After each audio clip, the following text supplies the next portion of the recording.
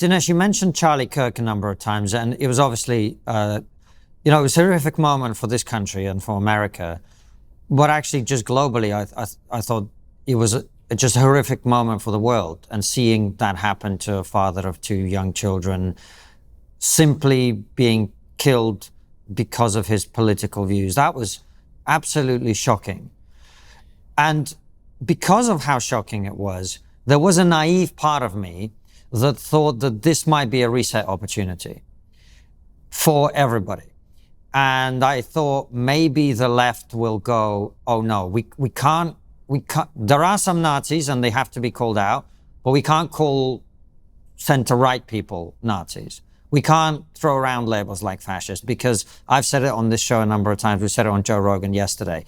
If you keep calling someone, if I thought the Nazis were here to invade, I'd pick up a rifle and go to the front line. So when you call someone a Nazi, you are literally putting a target on their back. And I also thought it might be a moment in which the right might reconnect around its core values and core ideas and go, we need to get together and challenge all of this. Well, what's happened is the exact opposite. The left is doubling down on all this stuff.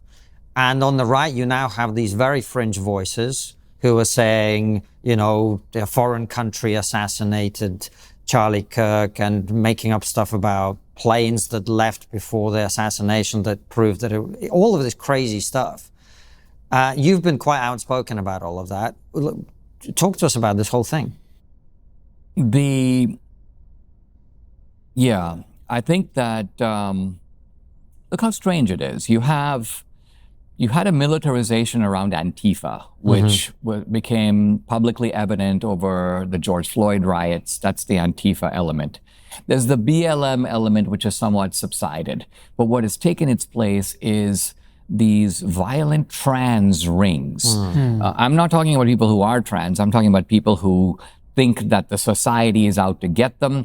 And so they go to training camps and they talk about doing martial arts or shooting people or fighting with weapons. Now, again, I don't think there's a lot of reasoning to be done with those people. If you look at the Portland rioters, if you look at these Antifa militants, and if you look at these trans terrorists, it's really important to sort of get to the bottom of it, excavate exactly what happened. So there was some reports after Charlie Kirk's assassination that there was prior knowledge of what was going to happen, that there were people in chats talking about, hey, something really big is going to happen. Not just big happen, it's going to happen to Charlie Kirk tomorrow at so-and-so location. Well, I mean, this would suggest, if not a conspiracy, at least prior knowledge. People who knew that he was going to be shot.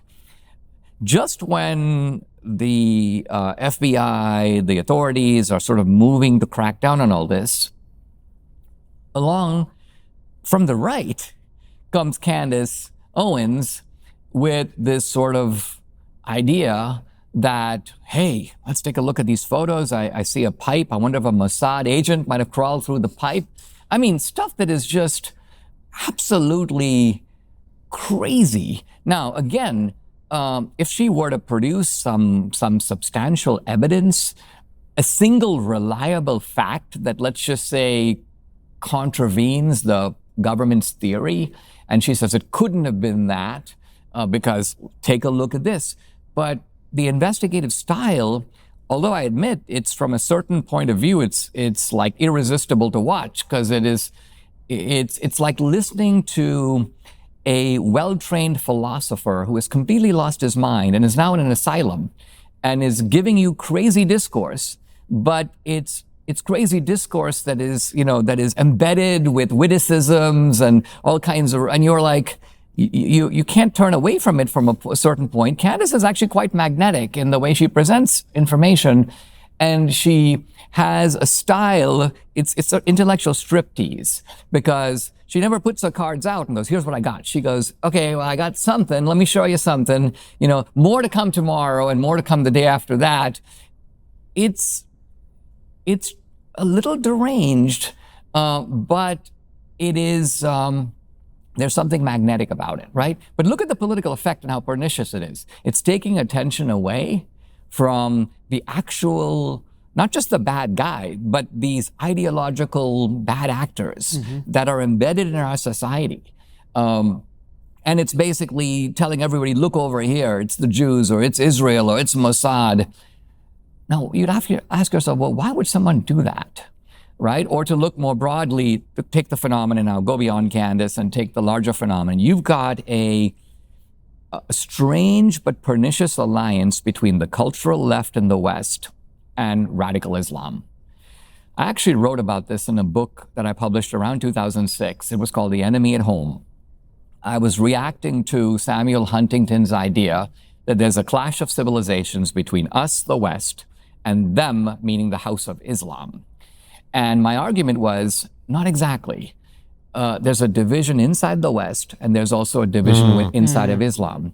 And I said, not only that, but the cultural left is going to become strange bedfellows with the radical Muslims. This seems fantastic because the two groups have utterly different end goals, and they cannot inhabit each other's world. And not only that, but if they were in full control, they would come to blows. But they are united against a common enemy.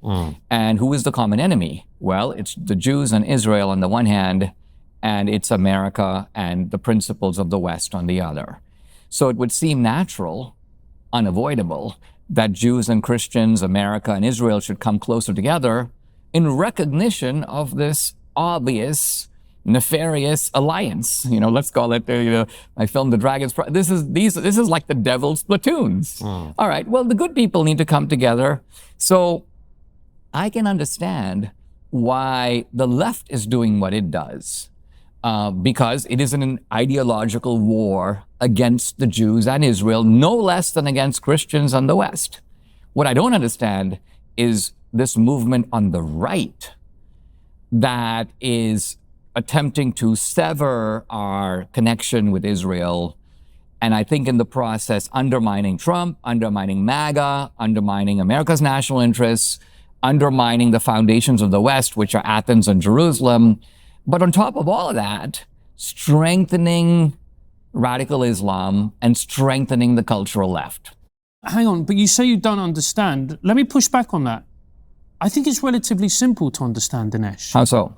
If you go along this way of like, the left have done this, they've done all these egregious things, these tactics to silence and destroy, to play identity politics, to say if you're white and male, you're bottom of the oppression pyramid, which means you're far less likely to get a job, far less likely to progress. It becomes socially acceptable, let's be honest, to demonize you, particularly if you're blue collar and white and male. You automatically become thick, stupid and racist. Then why wouldn't you start to tribalize? Why wouldn't you become conspiratorial? Why wouldn't you go out and attack the people that you think have done you wrong? Absolutely right. So I do not blame the fractured, dislocated, angry young people who are responding in just the way that you say. I know why they're doing that.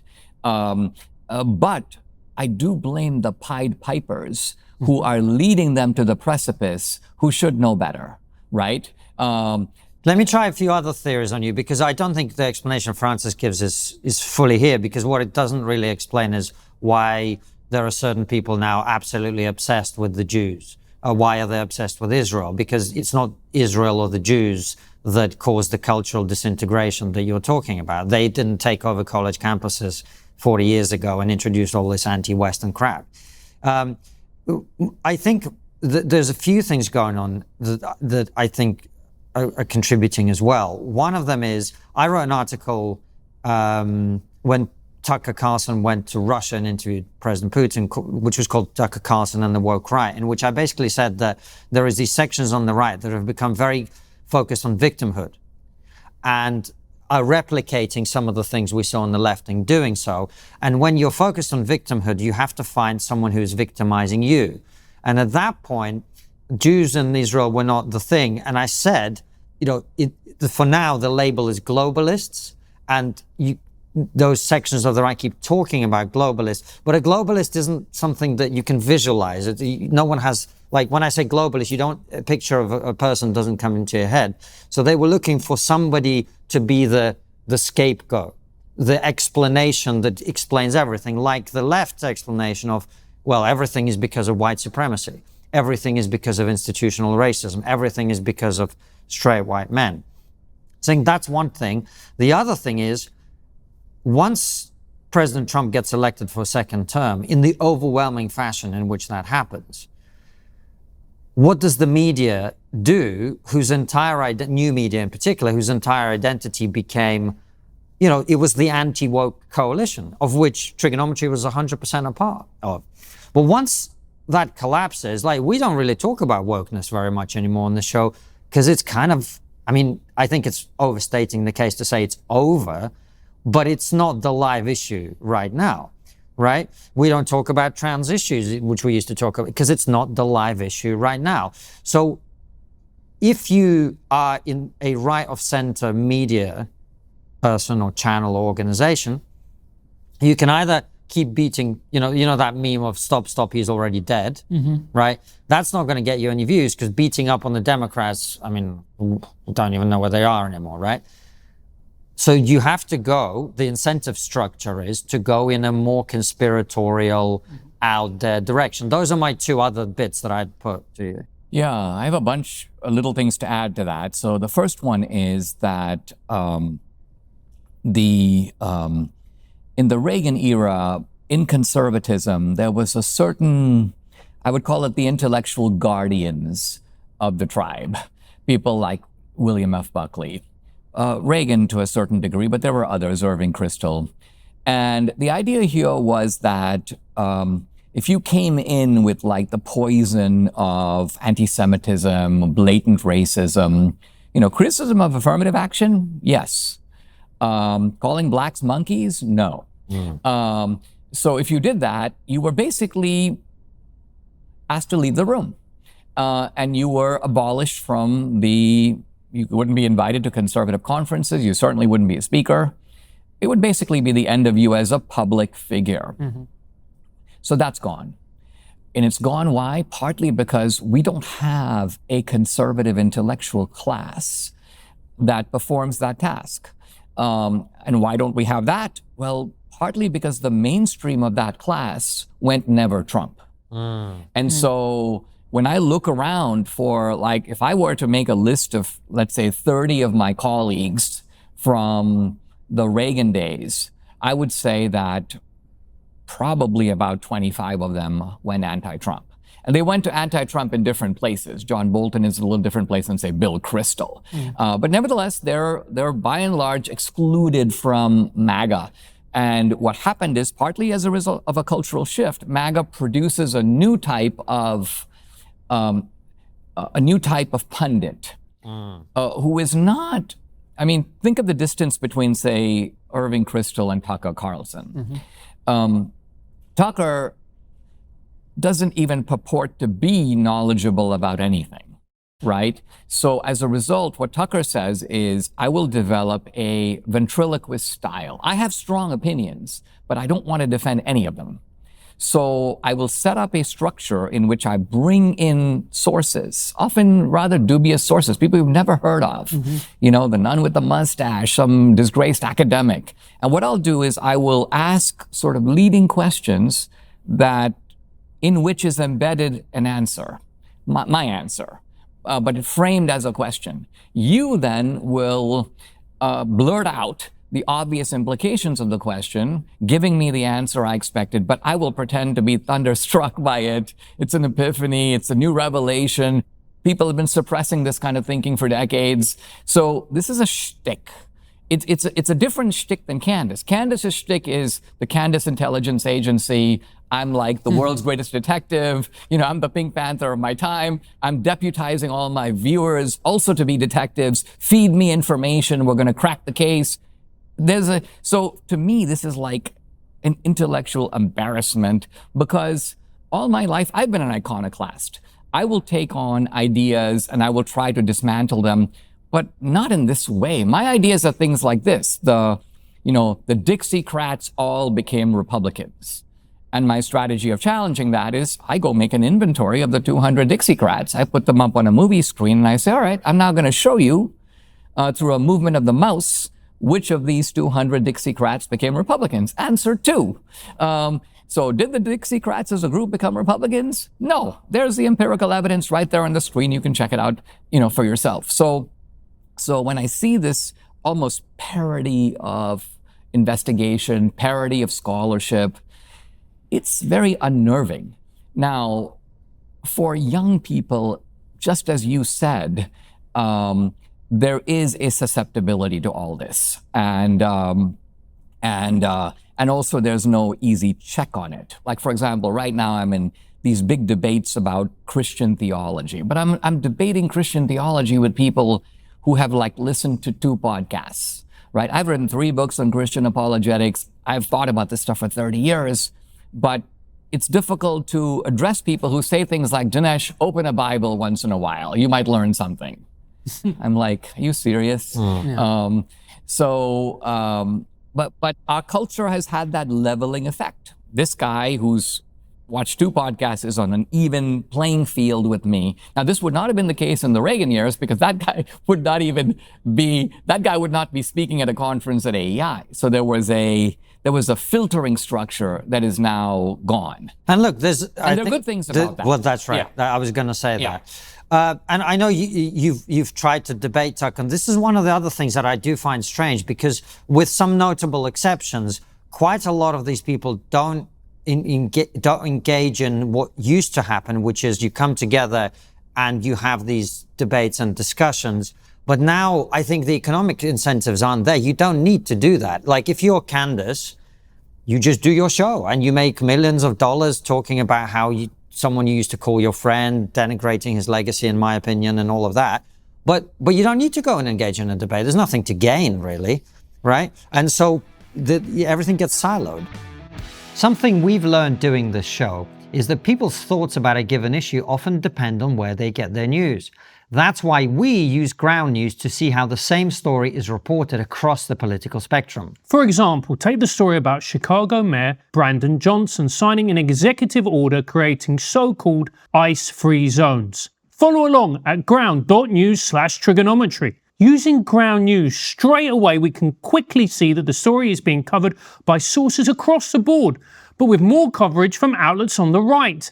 Scrolling down the page, ground news allows us to easily compare the headlines.